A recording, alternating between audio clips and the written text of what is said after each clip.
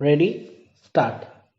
I am happy that the government has emphasized its commitment to non-alignment, but in the process of their commitment to non-alignment, they have tried to use the phrase genuine non-alignment.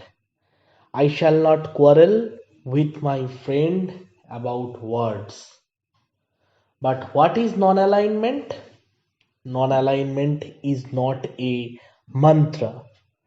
Non-alignment is the basic fundamental right of every sovereign country.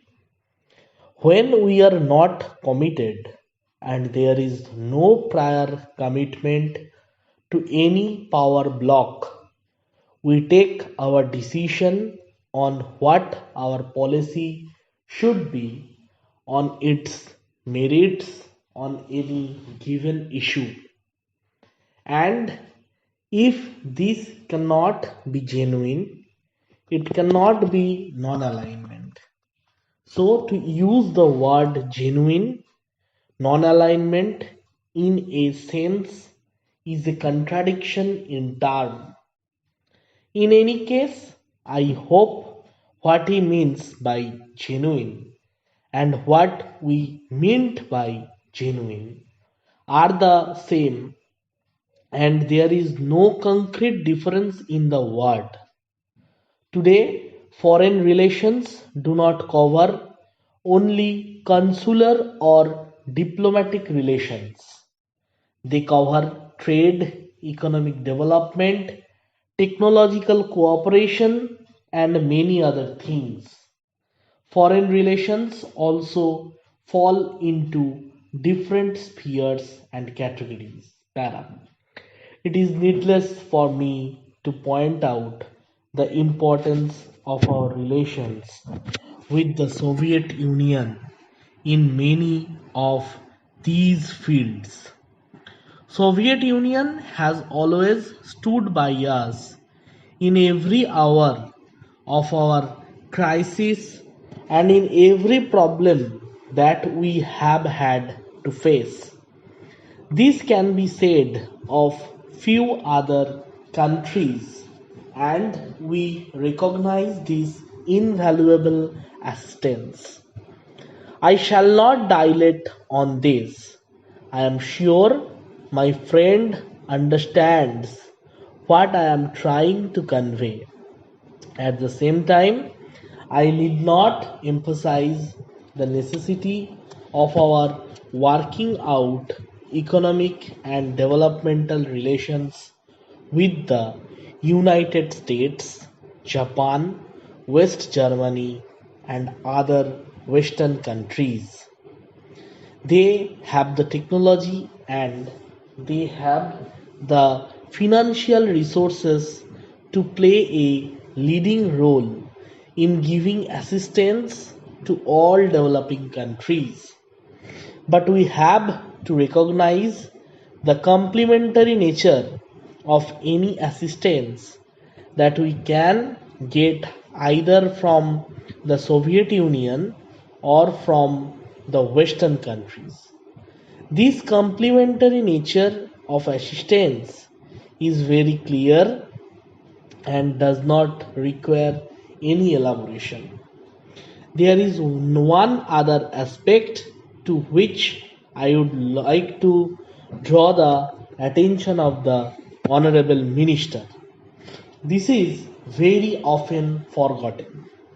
We are not really an underdeveloped country. Next to the United States and USSR, the largest reservoir of technological skills do exist in India. Para. It is unfortunate that we have not been able to utilize fully the technological manpower and trained skills that we have in this country in plenty.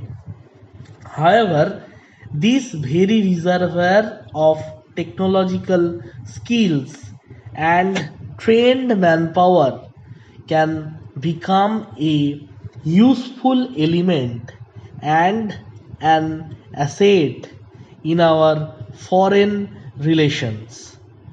We can, in certain fields, become an aid giving country. Giving of aid does not necessarily mean giving only financial aid. We can very well compete with the so-called developed countries in certain fields through the export of our technology and skills, such as in sugar, in cement, in textiles, and in many other fields. In fact, we can probably be more helpful to the less developed countries than the highly developed and complex technologies of the West. Para. This is a field which needs to be carefully explored in our foreign relations. In the context of our extremely friendly relations, which the Honorable Minister mentioned with countries like Iran and the Arab states, our technical services can be offered to mutual advantage, and this could become an extremely useful cementing factors in our relations. This would apply with equal emphasis to the countries of America and Southeast Asia. While on this subject, I would like to give one interesting instance. One of my colleagues in this house was telling